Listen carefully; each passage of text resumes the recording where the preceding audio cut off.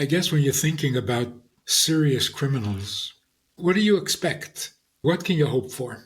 That's Rabbi Manis Friedman. That they will no longer be violent, they will no longer be a danger to society? Friedman is known the world over for his opinions on many issues. Lately, he's become passionate about helping violent criminals in California's prison system see themselves in a different light. How much can you expect? How much improvement? You hope they become a little less violent? Okay, that would be an accomplishment. But what this did was far beyond that.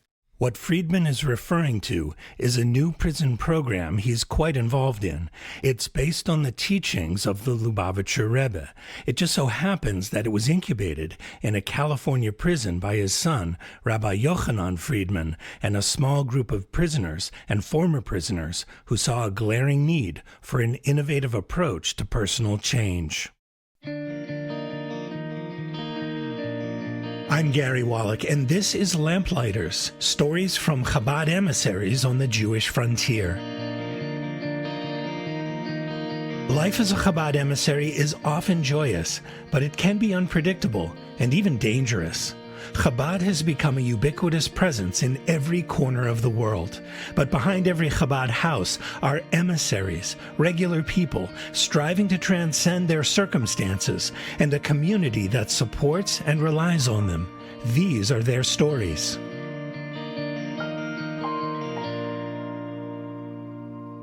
Back to our story in a moment, but first I'd like to tell you about a great opportunity. You can partner with Lamplighters in sharing stories of Chabad emissaries doing amazing work all over the world. Please consider dedicating an episode. You can email us at podcast@lubavitch.com to explore dedication opportunities. That's podcast@lubavitch.com. You can also let us know how we're doing and about the shluchim you think we should consider for upcoming episodes. Please rate and review Lamplighters to make it easier for other podcast listeners to find us. Lamplighters is a project of Machne Israel, the social services arm of Chabad Lubavitch.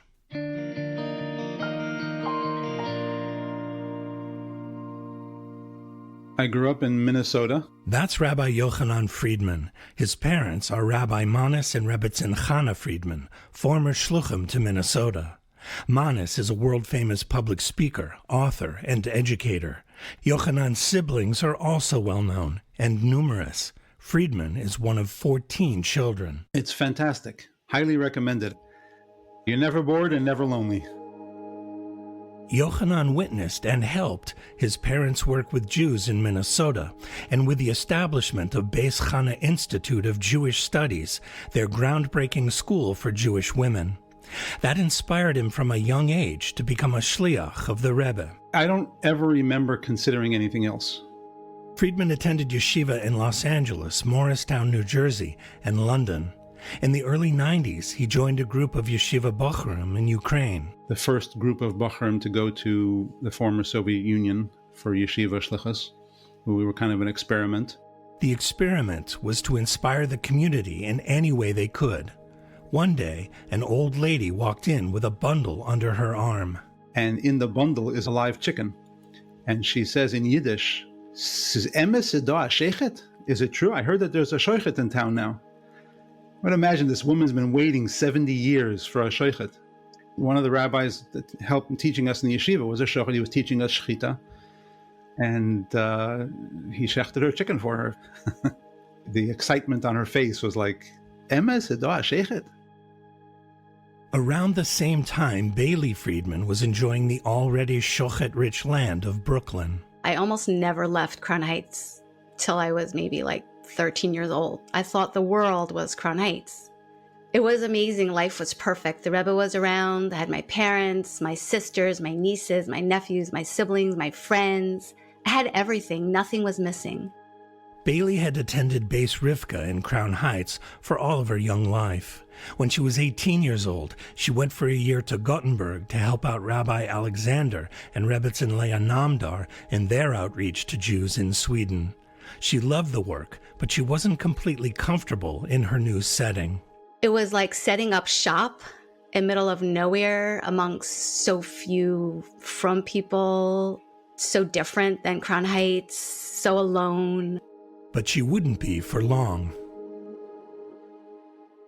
Yochanan Friedman studied for smicha while in Ukraine. He finished his tests and received his ordination in 1993. He met Bailey in 1994. And got married in 94, which was right after Gimel Tammuz, and nobody was sure exactly what the right thing to do was. We just kind of went ahead with it. The young couple lived in Crown Heights for a little over a year and then moved to Minnesota, where Yochanan produced books, videotapes, and audio tapes of Manis Friedman's lectures. And it wasn't clear that I was really being effective and accomplishing what I should have. 1 year after Yochanan and Bailey visited Crown Heights for Sukkos, Friedman stopped at the oil before the trip home to Minnesota. And I remember writing in my zettel, my note that I dropped into the oil, that if our purpose is to be somewhere else, we should find out quickly. From the oil, we go to the airport. From the airport, we go to the apartment in Minnesota, drop off the family, and literally go from there straight back to my office. Friedman was surprised to see a young man waiting for him at his office door. He told Friedman that his father, who lived in Santa Cruz, California, had asked him to ask Friedman about finding somebody who'd be willing to move there on shlichus. And my first thought was, I asked for quick, I got quick. The Friedmans visited quickly in November 1999. They were charmed by the beach town's beauty and the local characters. The weather's perfect. It's gorgeous. But they were really captivated by the many opportunities for strengthening Yiddishkeit. There's nothing here. There's no shul, there's no mikvah, there's no school, there's no kosher store. So it's really like Sweden in a way. It's just, there's nothing here. And literally, by the end of that trip, I had the answer. It really was quite obvious to us that this is what we were supposed to do. The Friedmans moved to Es Cruz in February of 2000 and began to meet the local Jewish community.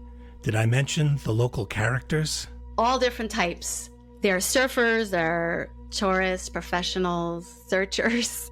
The Friedmans admit they experienced some culture shock at the outset. I was sitting on a park bench with a woman who had a lot of piercings, and she looked at me and she said, "What's going to happen first? Am I going to become religious, or you're going to get the piercings?" So what we found here was that it's an incredibly challenging shlichus environment. There's a lot of spiritual complacency here. Not that people aren't spiritual, but they feel that they already have what they're looking for spiritually, and it's not what we were selling, so to speak. The Friedmans began with programs they felt would resonate with Jewish souls by providing what they didn't know they didn't have. I concentrated on Shabbos. I invited people, I worked hard, I made beautiful meals, and I just wanted people to see Shabbos and experience it. You start your Shabbos minyan if you can. We had classes, we started a camp, we started Mommy and Me. The Friedmans dubbed their Chabad house Chabad by the Sea and grew their community. But their shlichus took an unexpected turn. It really started at the beginning as a way to bring in some extra income without stepping outside of the shlichus calling. In 2008, Friedman learned about a chaplaincy job with the California Department of Corrections and Rehabilitation. He took it. It was hard work.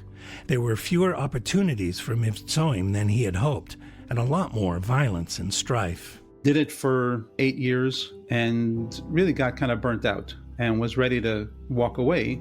Bailey says her husband made the long commute home every day with a headache, but Friedman was thinking a lot about his father's philosophy of education and rehabilitation. So my father jokes that the mission is Hafotzas HaMayones Chutza, spreading the wellsprings of Hasidus to the outside. You want to go to the farthest possible outside. And it turns out that the farthest possible outside is on the inside. My father, he should live and be well, has some amazing concepts and ideas. I took some of his fundamental ideas, turned it into kind of a self-help program based on Torah and Hasidus, and voila. I mean, the Rebbe was always in favor of prison work. This is something the Rebbe wanted. But Choices for Life is a prison self-help program with a very important twist. The self-help course that doesn't focus on self. All the programs that they have tell them how to find the best version of yourself, etc., etc. This program, takes the concept of bittul and Chassidus and just says, you've been thinking about yourself for 30, 40 years now? How's it worked out for you? Want to try something different? The difference, Manis Friedman says, is the strong emphasis on living a life of purpose by serving others. Because the other programs are all focused on don't be bad. Control yourself and don't do anything bad. Well, that's not a life. When you say to an average 11-year-old child, can you just sit quietly and be a good boy? Sit quietly makes you a good boy. Sit quietly and don't make trouble makes you a good dog. So even an 11-year-old, consciously or subconsciously, is insulted by that statement. To say to grown men in their 40s, 50s, 60s, can you just stop being bad? What are you giving me? What are you telling me? Stay out of trouble. That's not life. The Friedmans began to create a program that stressed living over mere survival. They recruited a small group of inmates with whom to brainstorm, like Jonathan Barber. When I got out of high school, my priorities were pretty much distorted. I was more concerned about socializing and being like a party man, and I was pretty successful at that, but it put myself in some pretty precarious situations with the criminal justice system. Jonathan says he went on a 5-year binge that began when he was 19 years old. Crimes ranging from drunk in public, trespassing, hit and run. And then in 2003, when he was just 24, Barber was the driver in a fatal DUI auto accident. He was convicted in 2008 of second-degree murder and sentenced to 15 years to life in prison. At the outset, he showed no remorse, and he denied responsibility. I allowed myself to take on this victim experience and allowed that to fester for a couple of years before I could start opening the door to truly be reflective in regards to the full effect of my actions and how they affected the family and the community surrounding them. Jonathan says he read a lot of history books at the outset and even worked toward a college degree. He began facilitating a number of self-help groups.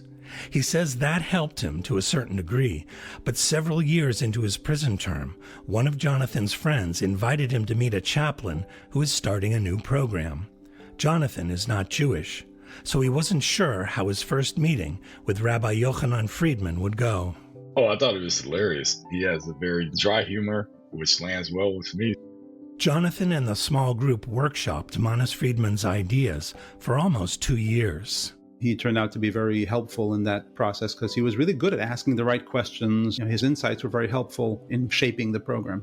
We were looking at needs and wants, needs and desires, and how those can cause people to make wrong decisions that may ultimately hurt their higher commitments. Rabbi Manis Friedman says the program's underpinnings are straightforward and based on the teaching of the Lubavitcher Rebbe. Stop asking God to give you and offer something back in return. He's not here to serve you. You're here to serve him. I guess that's the difference between existing and living. Your existence depends on him completely. Your life is what you offer in return. So why haven't you offered anything? In 2017, Choices for Life was officially rolled out at CTF Soledad. Here's how it works. It consists of an 8-week program offered 3 times a year to anyone who wants to sign up. Classes meet once a week. They begin by watching a video of Rabbi Manis Friedman speaking about the program's core principles. So what is pleasure? You might say pleasure is almost synonymous with life. Being alive is pleasurable. That's followed by coursework, starting with workbook packets supporting key concepts. Rabbi Yochanan Friedman and inmate facilitators reinforce those ideas in a classroom setting, followed by a vigorous question and answer session. How do you define life? How do you define existence? What do you think being good is? What do you think being bad is? The Choices for Life program made sense to Jonathan as a facilitator and as a student. because as I was walking through days, I wasn't fully appreciating the gift of life and then using that gift of life for the benefit of others. I was born in the LA area in the San Fernando Valley. That's Corey. He asked me not to use his last name. He might be the last guy you'd ever expect to end up in prison. I had a 2-parent household, and I went to Jewish day school from 1st grade through 8th grade. I went to shul. It sounds like a pretty happy young life. Yes. But, Corey says, he developed a serious issue. I had this spiritual void. I was seeking materialism. I was seeking status, instead of just feeling right in myself. And that later on developed into my alcoholism, which is what landed me in trouble with the law. In May of 2013, Corey was just a few weeks shy of graduating from Cal State Northridge with a degree in psychology. One night, after work, I brought the bottle of tequila home and I just started drinking it and watching a movie. And I blacked out because I'm a blackout drinker. I don't remember anything other than starting to drink and waking up handcuffed to a hospital bed.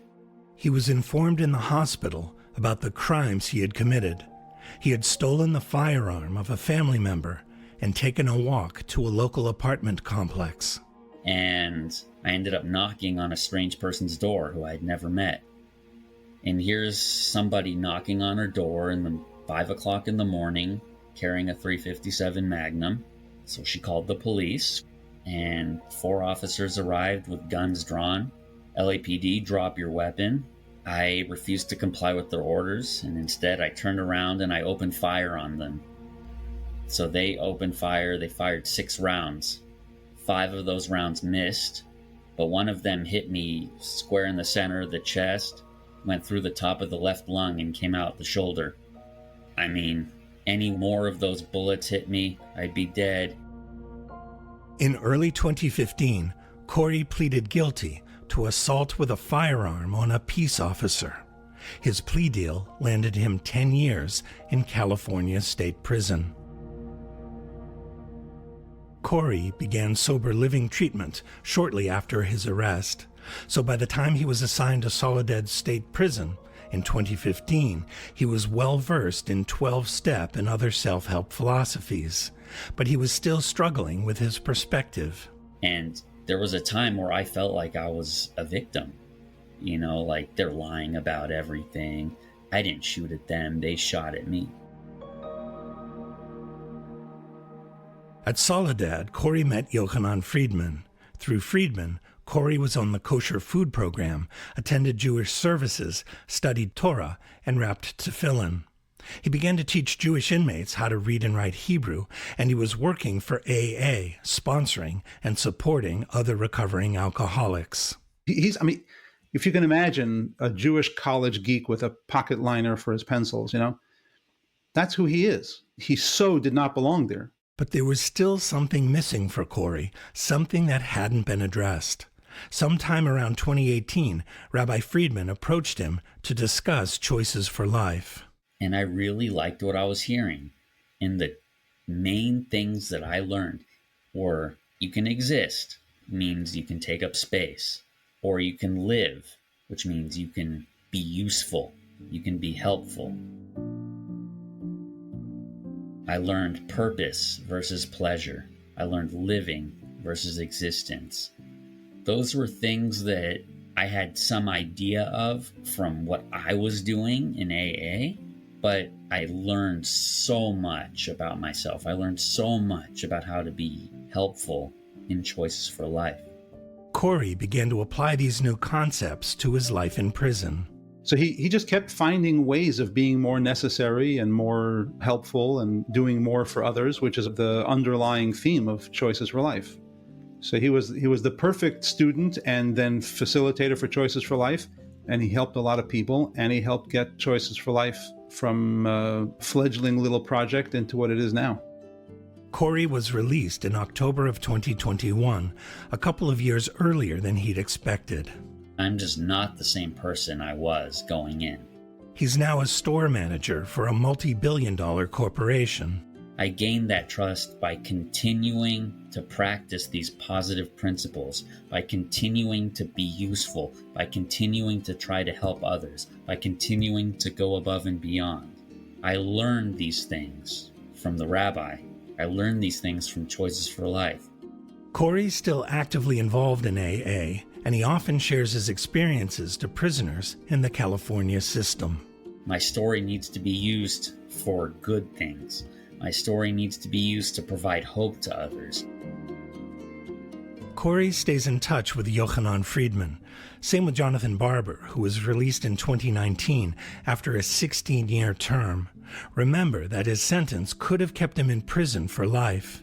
He thinks that the lessons he learned through Choices for Life helped rid him of his perceived victimhood, which convinced the parole board that he'd do well on the outside. Because I had to swallow huge humility pills. If I didn't have the background with like Choices for Life, I could have easily doubled down and revisited that victim experience. In fact, Jonathan's as passionate about helping people on the outside as he was about helping people on the inside. He's been a drug counselor, transition house program director, and he's opened and operated residential treatment programs in California and other states. He recently earned a master's degree in social work from USC and plans to open an independent practice. I love it. Being helpful for people who are looking for help is beautiful.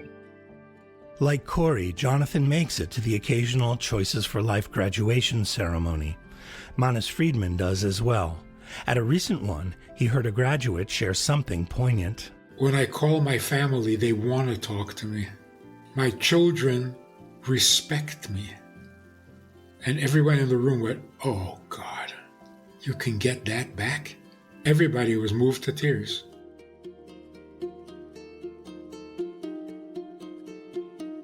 Rabbi Yochanan Friedman estimates Choices for Life has graduated about 700 inmates. The administration at CTF, they see the effect. The warden, the chief deputy, they see a lot of the changes in these guys, so they like these programs. Prisons don't pay for Choices for Life, so Friedman is hoping for support from major donors and foundations to help spread it far and wide in partnership with Aleph Institute.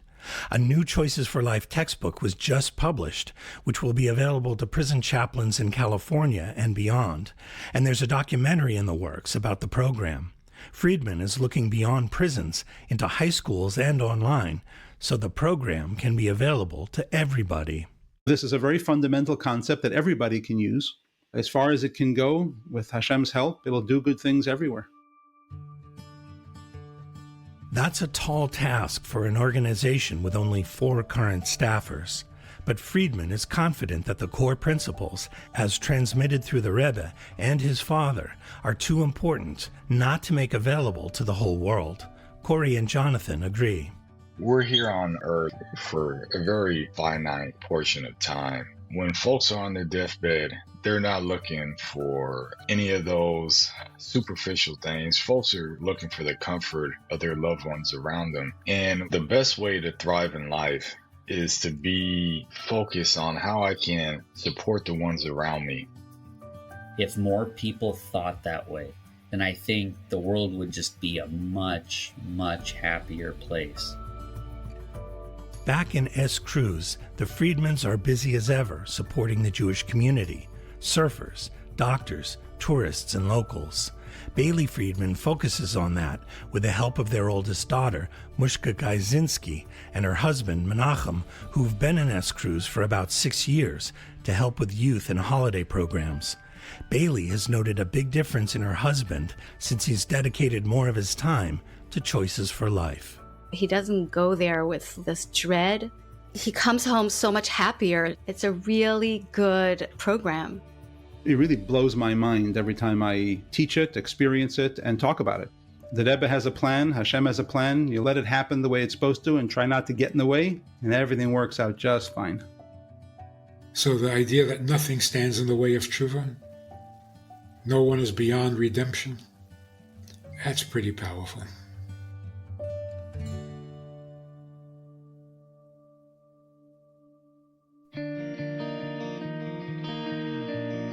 I'm Gary Wallach. Thanks for listening to Lamplighters, stories from Chabad emissaries on the Jewish frontier. We welcome your questions and comments about what you've just heard on Lamplighters. Please email us at podcast@lubavitch.com. And if you know of a great story involving Chabad emissaries or the people they inspire, please let us know about them. That's podcast@lubavitch.com. To subscribe digitally to Lubavitch International Magazine or to receive it at your doorstep, please visit lubavitch.com/subscribe. Lamplighters is a project of Machne Israel, the social services arm of Chabad Lubavitch.